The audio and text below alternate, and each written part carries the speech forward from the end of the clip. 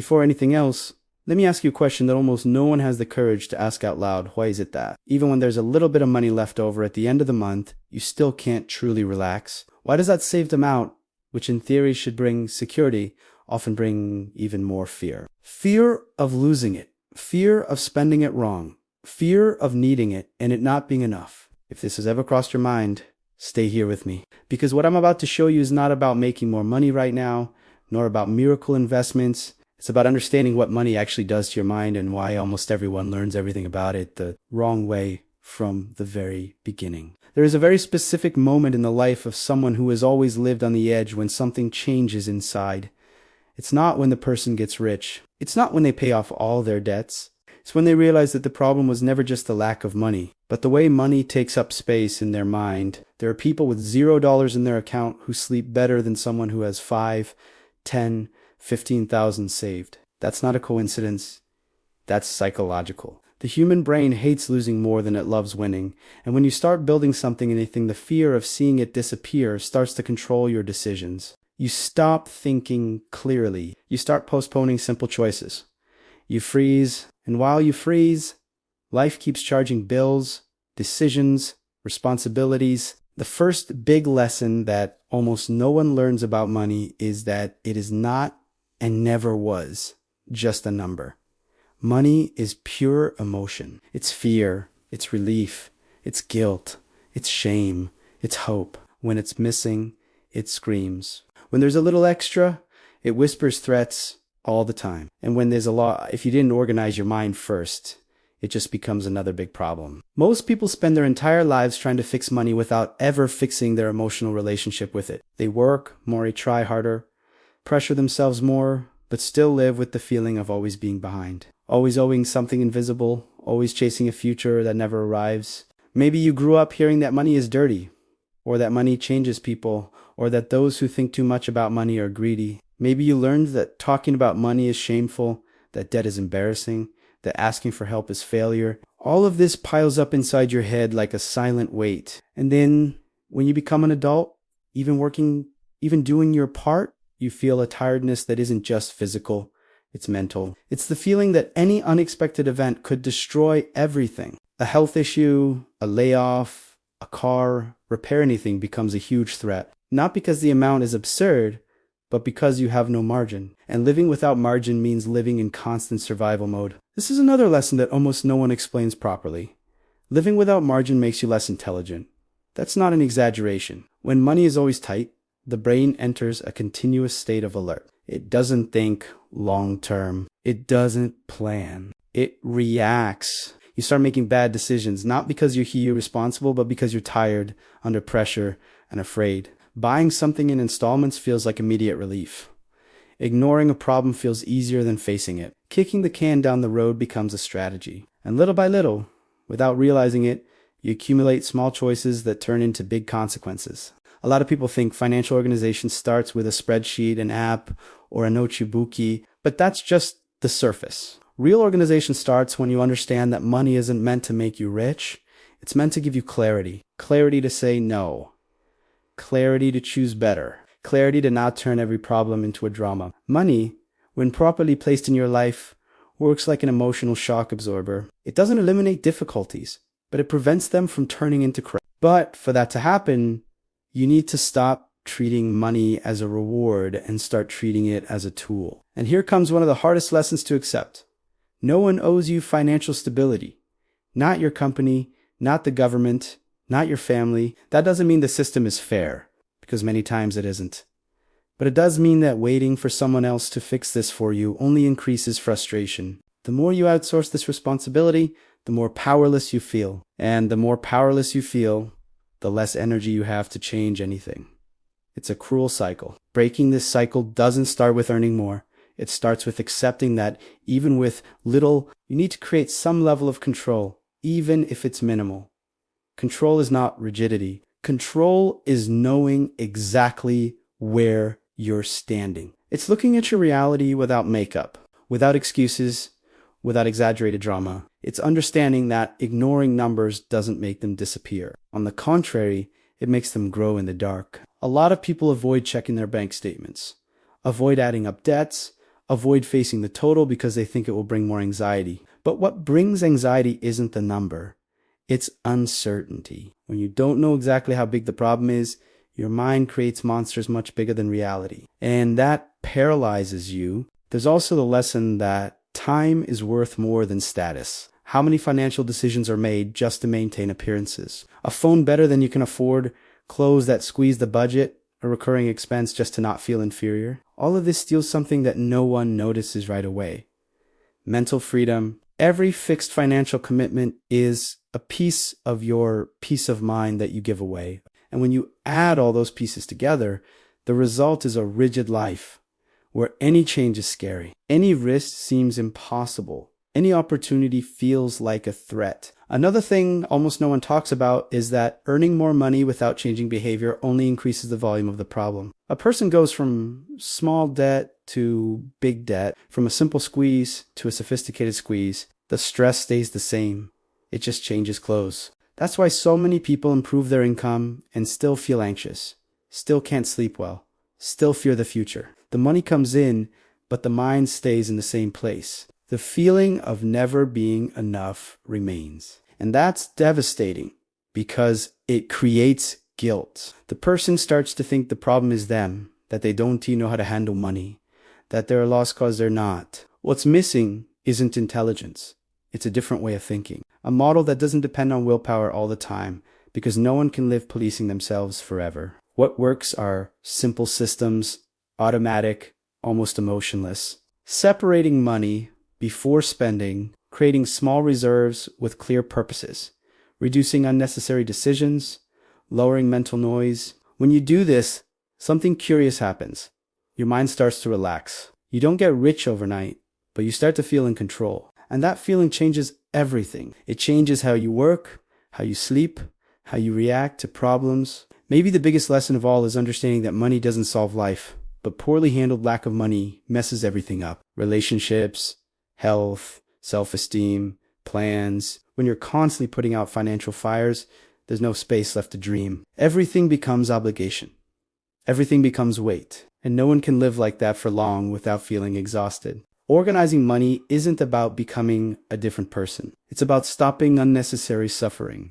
Up to this point, you might be thinking that all of this makes sense, but you still can't see how to get unstuck. And that's okay. No one changes years of a complicated relationship with money in a few minutes. What matters is starting to notice patterns, identify mental traps, understand why you do what you do. In the next chapters, we'll go even deeper into these lessons, dive into the silent mistakes almost everyone makes without realizing it, and show how small structural changes can generate real, practical relief that you feel in your daily life. Not just on paper, there's a silent mistake that almost everyone makes with money, and that is rarely noticed in time. It's not spending too much, it's not earning too little, it's not even being in debt. The real mistake is believing that the current situation is permanent. Whether it's good or bad, when someone is struggling, they think it's always been this way, it always will be, and when things improve a little, they think now it's on track from eating on it. Only progress. The problem is that life doesn't work in a straight line. It works in waves. And those who don't prepare for the downturn always get hurt more when it comes. Maybe you've lived this already. A period when everything seemed under control, bills paid, a bit of breathing room, maybe even a small surplus at the end of the month. The feeling was relief, but also constant vigilance. Any expense outside the plan created guilt. Any bad news tightened your chest. The money was there, but peace didn't calm you with it. That happens because deep down, you don't trust that this scenario will last. And that distrust isn't pessimism, it's memory. Your brain remembers all the times things went wrong. And this is where many people get lost. Instead of using this moment of improvement to create protection, they use it to compensate for past suffering. They buy what was missing, take on new commitments, improve their lifestyle a bit before improving the structure of their life. It's not irresponsibility. It's accumulated exhaustion. It's the need to feel that the effort was worth it. But without realizing it, they trade future stability for immediate comfort. And when the next wave comes, because it always comes, the impact is greater. Another hard lesson is understanding that the money you earn today doesn't belong entirely to today. Part of it belongs to your future tired self, your future sick self, your future unemployed self, or simply your future self with no patience left. When you use everything now, you're pushing the problem onto a version of you that may be even more fragile, and that version will resent you for it. It will ask why you didn't think better, why you didn't protect yourself, why you ignored the signs. There's also a dangerous mental trap, thinking that financial organization is a loss of freedom. Many people feel this. When they start controlling expenses, life feels dull, less spontaneous, but what no one realizes at first is that lack of control charges a much higher price. It takes away your freedom of choice. You don't choose to travel, you choose to pay bills. You don't choose to rest, you choose to work more. You don't choose to help someone, you choose to survive. That's not freedom. That's constant reaction. When you start seeing money as something that needs to give you options, not status, everything changes. The question stops being, can I buy this? And becomes, does this make me more trapped or more free? That question is simple but powerful because it shifts the focus from the present moment to real impact. And when you start thinking this way, some decisions automatically lose their shine. Long installment plans start to bother you. Unnecessary fixed expenses start to feel heavy, not out of fear, but out of clarity. At this point, many people feel a strange mix of relief and sadness. Relief for finally understanding what's happening. Sadness for realizing how much time was lost, making automatic decisions without awareness. That's normal. It's part of the process. You're not late. You're just waking up to something no one taught properly. And the earlier this happens, the cheaper the lesson is. There's a very common belief that discipline solves everything when it comes to money, that you just need to be strong, firm, focused, and things will work out. This idea sounds nice, but it's cruel because it puts all the responsibility on your daily effort, as if you were a machine that never gets tired, never fails, never loses motivation. The truth is, no one can sustain a healthy financial life based solely on willpower. At some point, it runs out, and when it does, the damage is usually big. What really works isn't discipline, it's structure. It's reducing the number of decisions you need to make. It's automating what can be automated. It's creating easy paths to do the right thing and hard paths to do the wrong thing. When you depend less on your daily emotions, you make fewer mistakes. And that has nothing to do with being weak or strong. It has to do with being human. Think about how many financial decisions you make out of exhaustion. After a heavy day, spending feels like comfort. Paying in installments feels like relief. Ignoring things feels like rest. The problem is that these decisions don't come alone. They come with silent consequences that accumulate, one commitment here, another there, and suddenly your future income is already fully promised. You owe today to pay for yesterday's choices. And that creates a feeling of imprisonment that slowly drains motivation. Another important lesson is realizing that small, repeated amounts are more dangerous than big, one-time expenses. A big expense hurts once. A small expense that repeats hurts every month. It blends into the budget, becomes background, goes unnoticed, but it's exactly what steals your margin, your breathing room, your ability to relax. When you add everything up at the end, the feeling is I work so hard and nothing is left.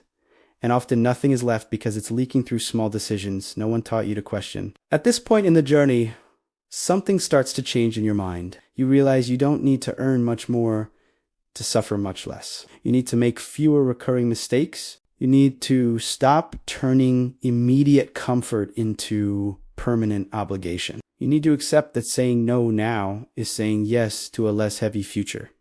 This isn't positive thinking. It's emotional survival strategy. And maybe the most liberating thing of all is understanding that you don't need to get everything right to improve. You don't need to become a reference. You don't need absolute control. You don't need to be perfect. You just need to reduce chaos, reduce the frequency of the most expensive mistakes, create a little space between you and the next problem. That space is what gives you back your ability to think. And when you start thinking clearly again, decisions improve almost on their own. There is a specific moment when someone realizes they're not tired of work, not tired of routine, not tired of lacking money itself. They're tired of the constant feeling of insecurity, waking up already wondering if things will work out, looking at the calendar, afraid of an approaching date, hearing a strange noise in the car and feeling your stomach drop.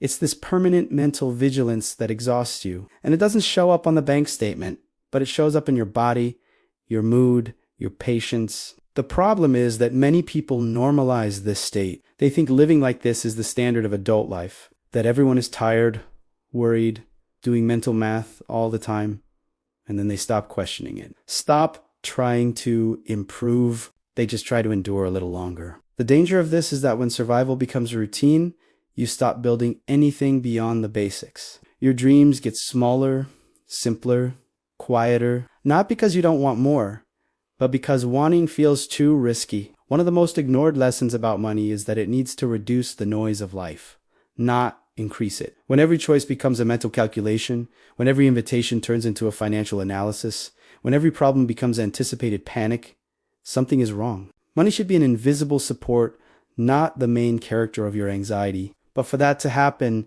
it needs to be organized in a way that respects your emotional limits, not just the mathematical ones.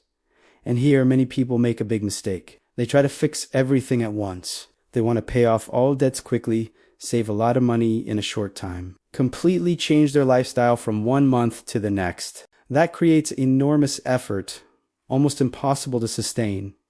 When they fail, guilt comes. When guilt comes, abandonment follows, and the cycle starts over. It's not lack of ability, it's too much pressure. Real financial progress rarely feels exciting.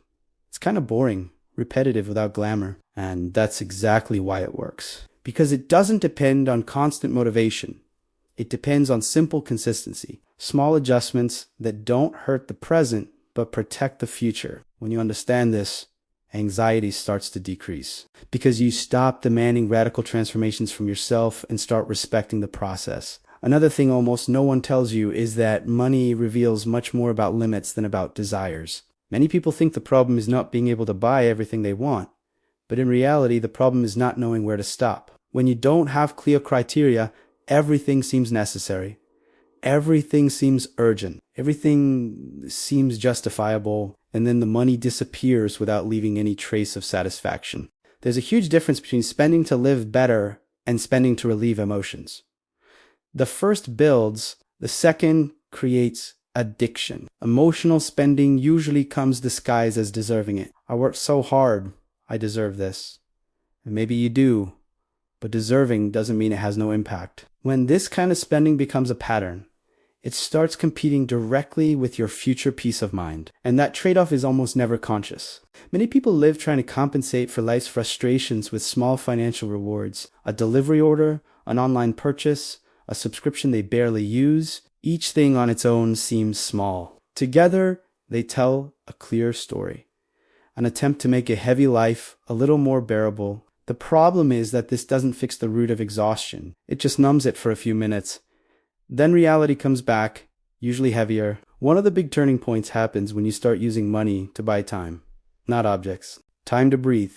Chimi to think. Time to not panic in the face of an unexpected event. When you understand this, some priorities change naturally. You start valuing less what impresses and more what sustains, less what shows, more what protects. This change doesn't happen overnight. It happens when you start feeling the relief of not being at the limit all the time. When you realize that not having to react is already a form of wealth. When you understand that financial peace isn't euphoria, it's silence. It's not thinking about money all the time. It's knowing that even if something goes wrong, you won't fall into the abyss. Maybe one of the biggest lies about money is the idea that only after everything is solved can you feel calm, as if peace were a distant reward, reserved only for those who made it.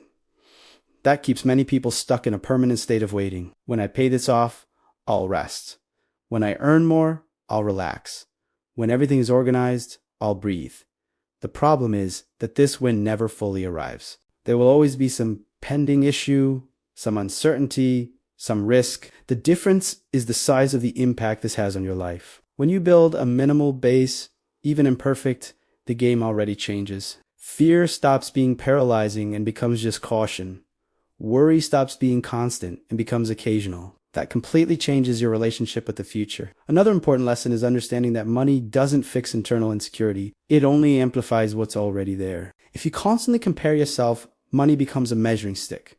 If you live in fear, money becomes a shield. If you feel behind, money becomes pressure. That's why organizing your finances without organizing expectations is a recipe for frustration. Better numbers don't help if your mind keeps attacking itself all the time. When you start treating money as support and not as proof of personal worth, something eases. You stop defining yourself by your balance. Stop punishing yourself for past mistakes. Stop thinking you're failing as a person just because you haven't reached where you want to be yet.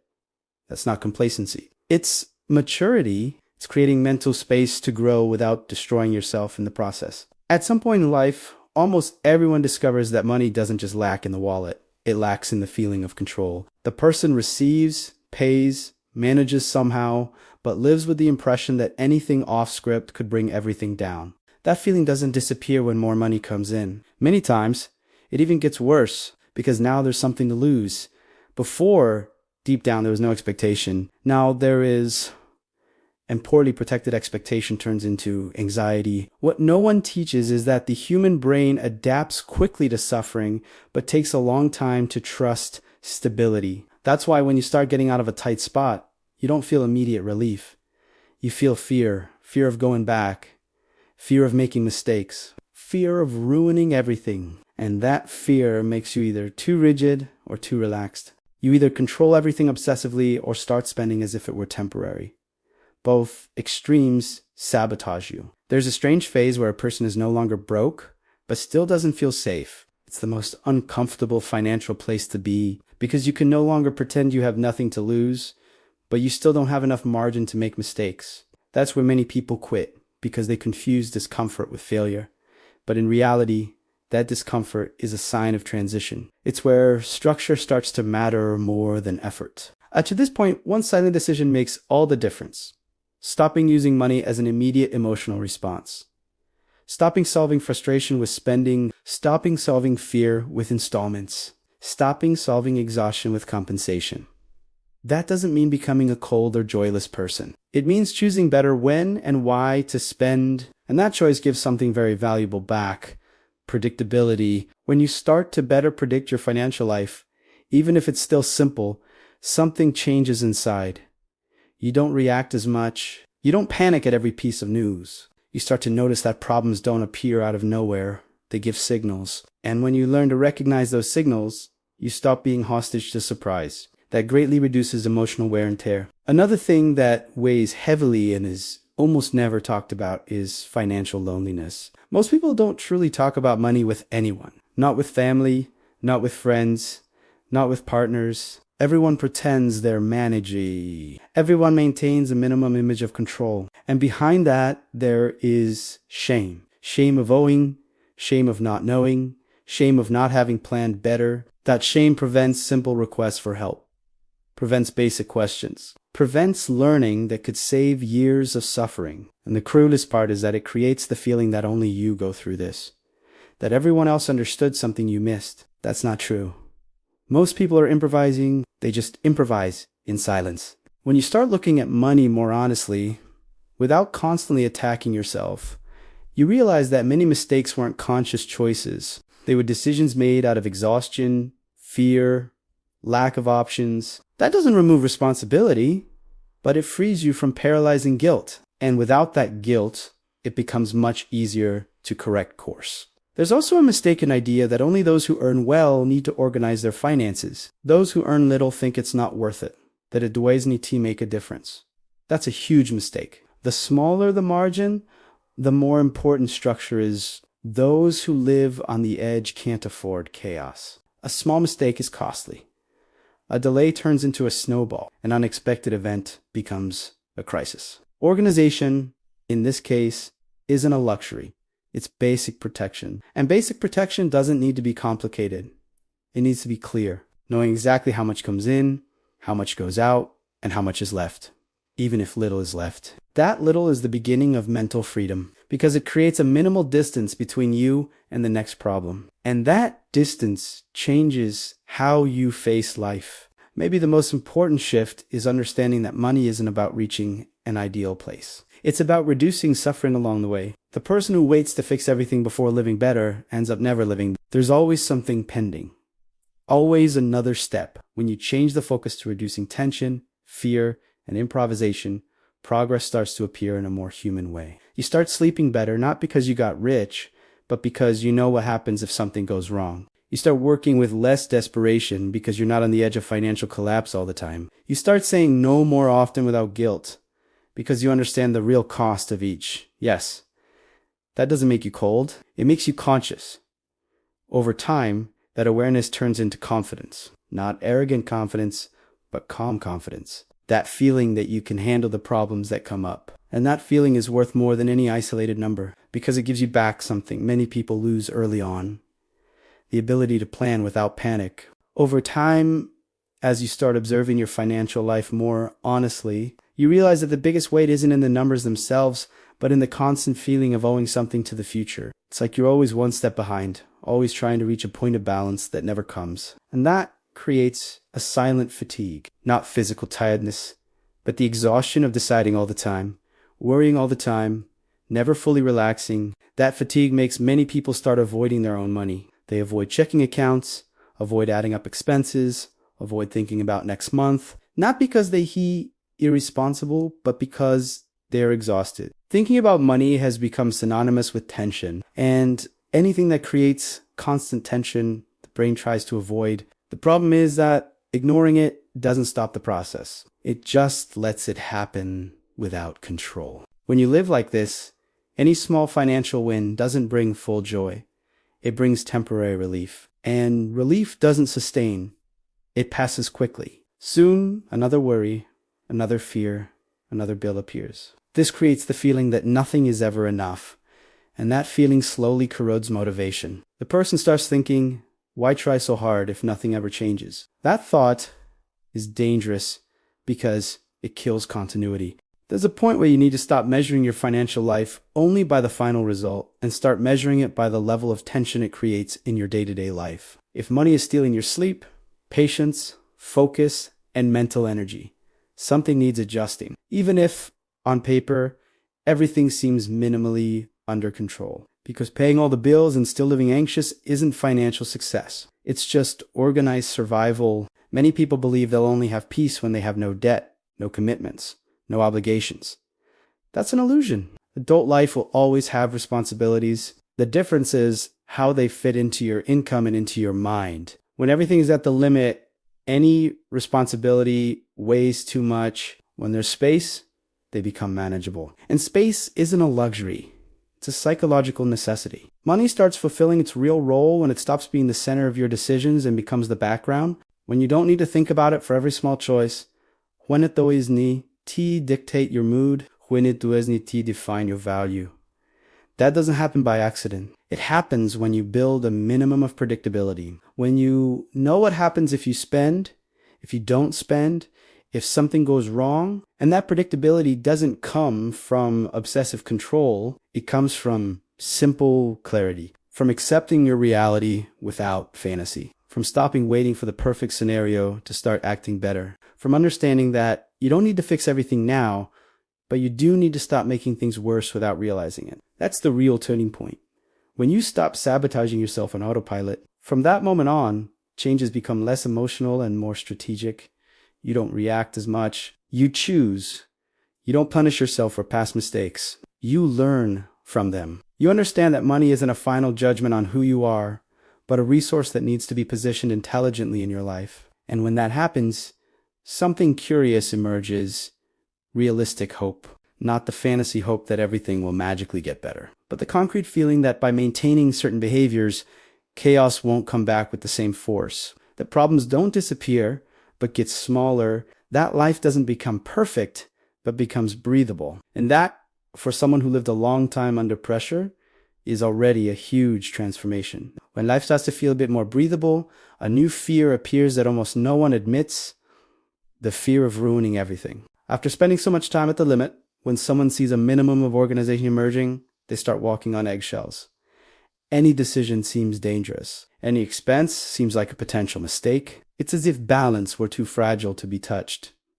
That fear isn't irrational. It comes from the memory of past falls, times when everything seemed to improve and suddenly collapsed. The problem is that living in fear of making mistakes paralyzes just as much as living in chaos. The person stops advancing, stops adjusting, stops improving for fear of losing the little they've gained. And without realizing it, they turn protection into stagnation.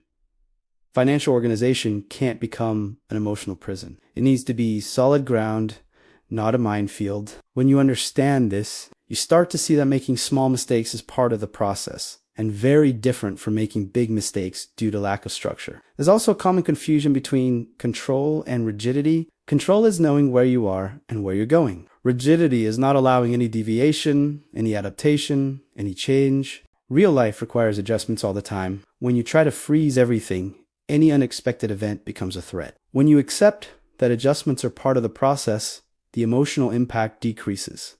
You don't panic. Another thing that becomes clear at this stage is that not every financial problem is solved with more money. Many are solved with less noise, fewer unnecessary expenses, fewer impulsive decisions, fewer fixed commitments that no longer make sense. Sometimes the biggest advance isn't earning more. It's stopping the silent bleeding, and that requires the courage to question old habits that no longer match the life you want to have. At this point, you start realizing that money doesn't need to be a daily topic to be under control. It needs to be a regular topic, but not an obsessive one. When you create specific moments to look, adjust, and decide, the rest of the time is free. Free to live, work, rest, think about other things. That greatly reduces the feeling that money dominates your life. Over time, this simple organization creates something rare, internal confidence, not confidence based on a high balance, but the confidence of someone who knows how to handle things. Someone who has faced tight spots, modged mistakes, adjusted course, and is still standing. This confidence doesn't make noise, but it changes how you stand in the world. You negotiate better, accept less, submit less to situations that drain you. And maybe the biggest change is this. You stop living, reacting to money, and start using it as support. It stops being the constant villain and becomes a quiet tool. It doesn't fix everything. It doesn't eliminate challenges, but it makes life less heavy. And when life feels less heavy, you can go further without destroying yourself along the way. After some time living with less chaos, you start noticing something that once seemed impossible. Your mind feels less crowded, not because problems disappeared, but because they stopped screaming all the time. Money stops being the first thought when you wake up and the last before you fall asleep. And that mental silence feels strange at first. Those who lived a long time under pressure get used to internal noise. When it goes away, it almost feels like something is wrong. This is the moment when many people unknowingly sabotage themselves. Because suffering was always the norm. Calm feels suspicious. The person starts relaxing too much, making exceptions without criteria, believing that now it's okay to spend a bit more. Not out of irresponsibility, but because the brain associates relief with reward. That's why consistency is more important than excitement. It's not about making big advances. It's about not undoing what was built. Another thing that becomes clear is how money affects relationships. When you're always at the limit, any conversation about spending turns into a fight. Any unexpected event becomes an accusation. Any difference in priorities becomes conflict. As financial tension decreases, conversations change tone. They become less defensive, more practical. This doesn't solve all problems, but it greatly reduces friction. And living with less friction is already a huge gain. At this stage, you start to understand that planning isn't trying to predict everything. It's preparing not to panic. Real planning doesn't eliminate surprises. It just prevents them from knocking you down. And that completely changes your relationship with the future. The future stops being a vague threat and becomes something manageable. Even uncertain, it feels less scary. It also becomes easier to see opportunities, not just financial opportunities, but opportunities of choice. Changing something that's not good for you. Refusing something that doesn't fit. Accepting a calculated risk. When you're not suffocating, you think better. And thinking better leads to better decisions. It's a chain effect that starts small but grows over time. Maybe the biggest lesson at this point is realizing that money isn't about absolute control. It's about margin. Margin to make mistakes, to rest, to change your mind. Without margin, every decision is a gamble. With margin, decisions become adjustments. And adjustments are far less painful than desperate bets. This margin doesn't appear out of nowhere. It's built with patience, repetition, and unglamorous choices. It doesn't show up to impress anyone. It shows up to protect you. And when you feel that protection working, even in a simple way, you understand you're on the right path, even if you're still far from ideal. There comes a point when you realize you no longer need to prove anything to anyone financially. That realization doesn't come when you earn a lot of money. It comes when you understand the emotional cost of trying to look okay when you're not. For a long time, many people live above their means, not out of ambition, but out of fear of seeming like a failure. And that fear is expensive. It costs sleep, peace, future. When you start freeing yourself from that, something changes in how you look at money. It stops being an instrument of external validation and becomes an instrument of internal support. You start asking less, what will they think? And more, does this make my life easier or harder? That shift in question is silent but powerful, because it takes you out of constant comparison and puts you on your own path. Actually, at this stage, you also start realizing how you were trained to confuse struggle with normality. Working exhausted, living worried, accepting any condition, because that's what there is. This becomes identity. When pressure eases a little, guilt even shows up, as if you were relaxing too much, as if you weren't allowed to feel even a little okay while problem still exists. That guilt is a leftover from survival mode. It doesn't mean you're wrong.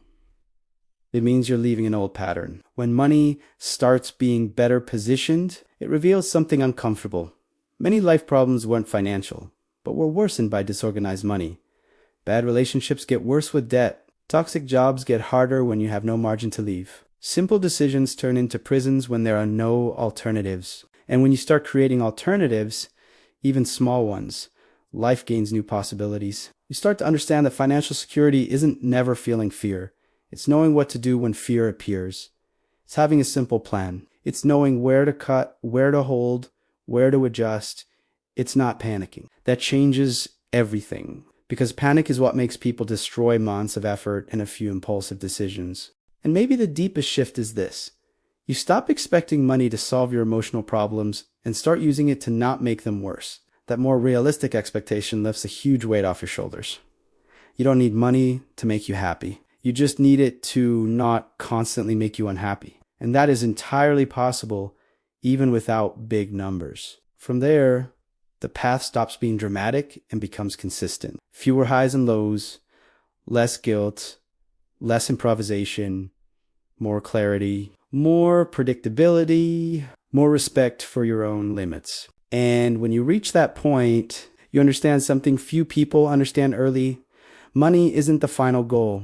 It's the support system of your life. Over time, you begin to realize that true financial change doesn't happen in the month when money is left over, but in the months when nothing falls apart, even when something unexpected happens. It's when an unforeseen expense appears and for the first time, it doesn't become an emotional earthquake. It's not pleasant, it's not comfortable, but it's manageable. And that difference is huge, because what hurts most isn't the expense itself, it's the feeling of losing control that comes with it. Actually, at this stage, you understand that life will never stop testing your structure. There will always be something off script. There will always be an unplanned cost, a hard decision, an imperfect choice. The issue isn't avoiding this.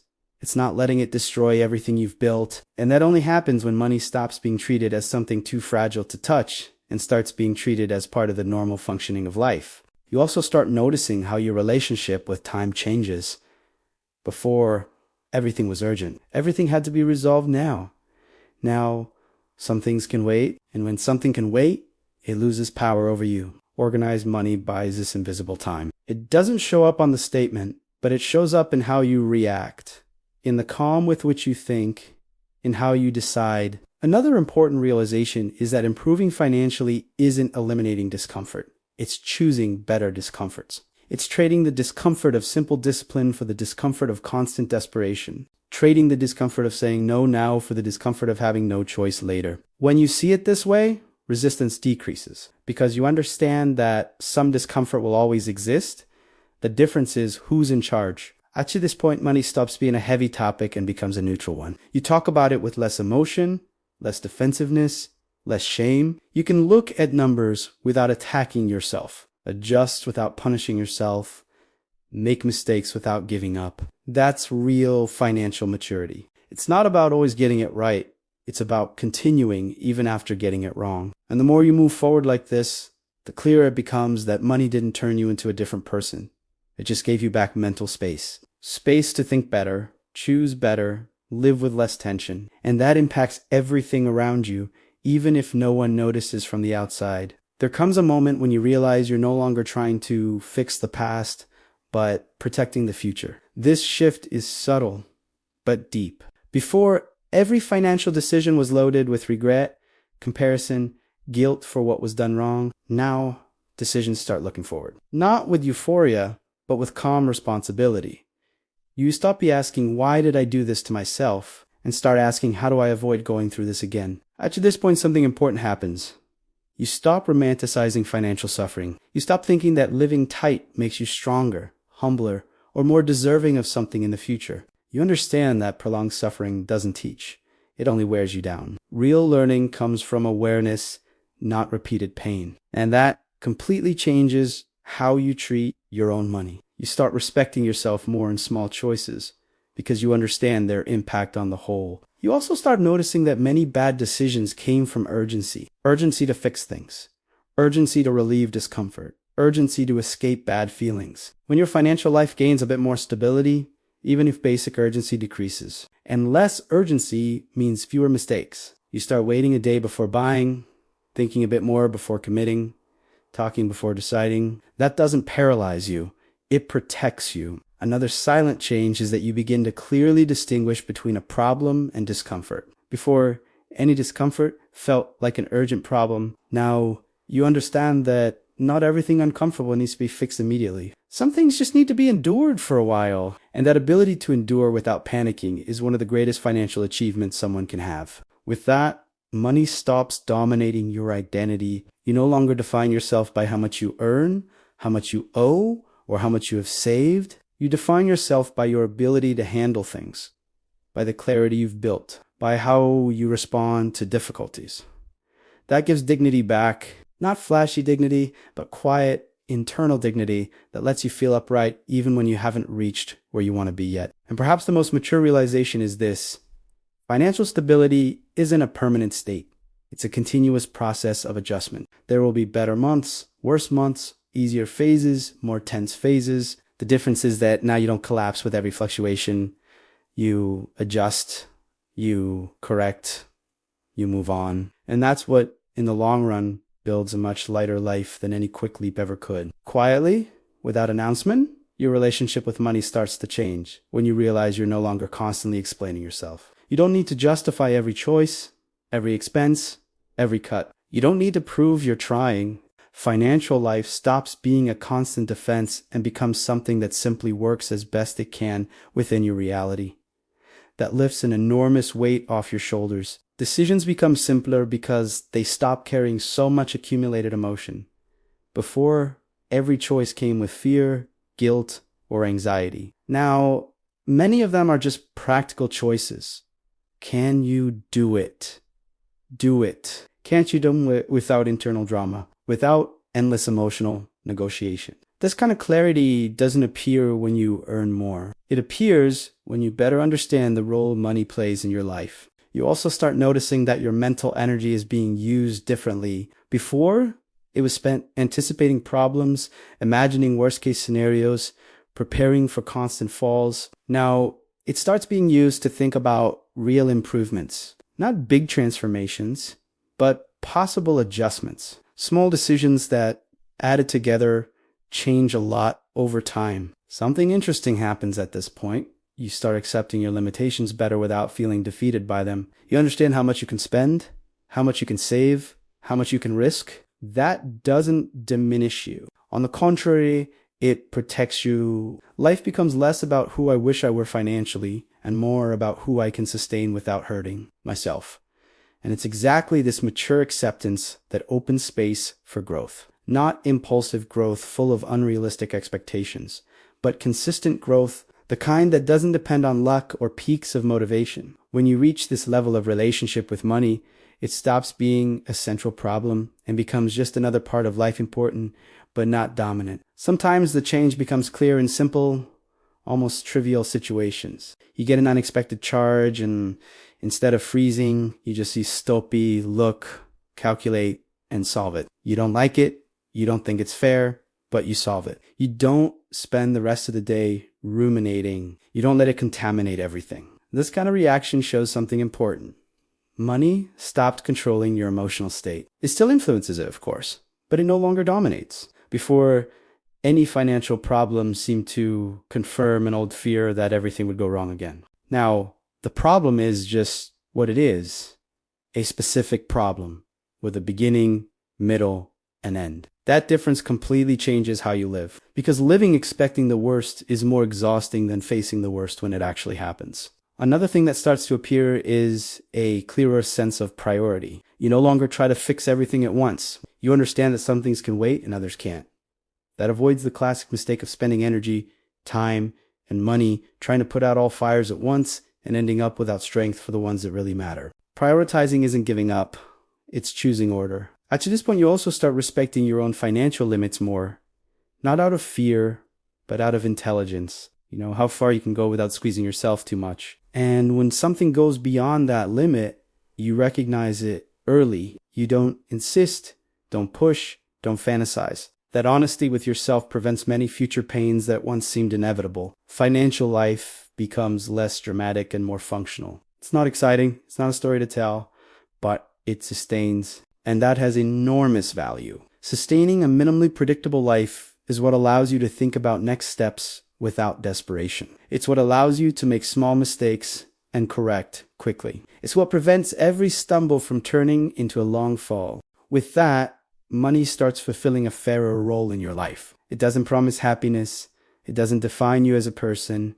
It doesn't resolve internal conflicts. But it also doesn't get in your way all the time. It stops being the center of attention and becomes a quiet gear that works well, enough for you to look at other areas of life with more presence. At the core, all of this leads to a simple but powerful realization. Money isn't about total control. It's about reducing fragility. It's about leaving the point where anything can knock you down. When you reduce that fragility, life stops feeling like a sequence of threats and becomes a sequence of adjustments. You understand that you don't need to get everything right.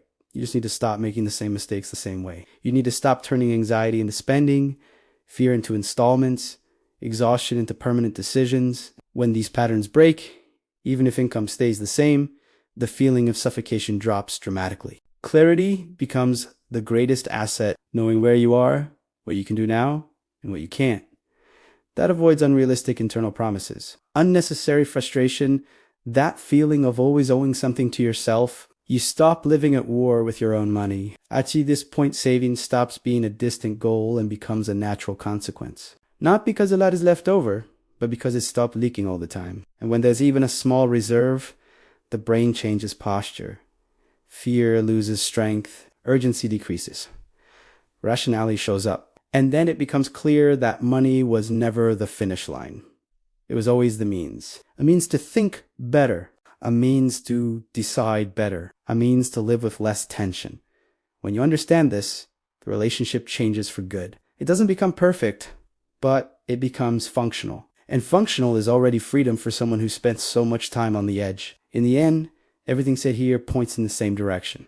You don't need to become a different person to have a better financial life. You need to stop hurting yourself the same way every month. Money doesn't enter your life to reward or punish you. It enters to support choices. When choices are made in desperation, it becomes a source of pain. When they're made with minimal clarity, it becomes support. Maybe you spent years thinking the problem was lack of knowledge, lack of opportunity, or lack of luck. And yes, that weighs in. But what destroys the most is living without emotional structure to deal with the money that passes through your hands. When you understand that the goal isn't to accumulate for the sake of accumulating, but to gain mental space to live without panic, everything, the reserve, the organization, the adjustments, none of that is about pretty numbers. It's about not turning every unexpected event into a crisis. It's about not letting fear decide for you. It's about being able to breathe before acting. When that happens, you realize life didn't become perfect, but it became possible. And possible is already a lot for someone who lives so long at the limit. You don't need to solve everything today. You don't need to rush. You don't need to prove anything to anyone. You just need to maintain this new pattern. Less improvisation, less guilt, less self. Over time, that builds something solid, quiet, and extremely valuable the feeling that you're in control of what can be controlled. If this video helped you organize thoughts that were messy inside your head, leave a like, subscribe to the channel, and stay with me, because here the conversation is real, without fantasy and without judgment. And if you made it this far, comment the word clarity so I know you watched until the end.